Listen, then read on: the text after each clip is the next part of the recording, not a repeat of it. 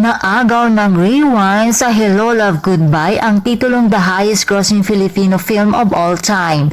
Ding Dong Dantes at Marian Rivera bagong box office king at queen. Lakas talaga ng Dong yan.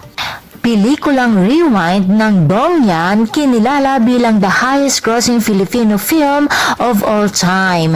Sa Thanksgiving party ng Team Rewind sa pangunguna ni Ding Dong Dantes at Marian Rivera, inanunsyo ng Star Cinema na nasungkit ng Rewind ang titulong the highest grossing Filipino film of all time dahil umabot na sa 845 million worldwide ang total gross ng pelikula, na pinagbibidahan syempre ng powerful couple na sina Ding Dong Dantes at Marian Rivera. Emotional naman ang mga ito at taos-puso ang pasasalamat sa lahat ng mga tumangkilik at nanood sa kanilang pelikula.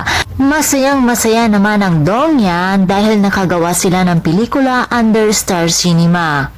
Bagamat ni isa ay wala silang nakuhang award sa gabi ng parangal, subalit nakuha naman nila ang puso ng mga tao dahil number 1 ito sa takilya at tinangkilik nila ito ng bongga.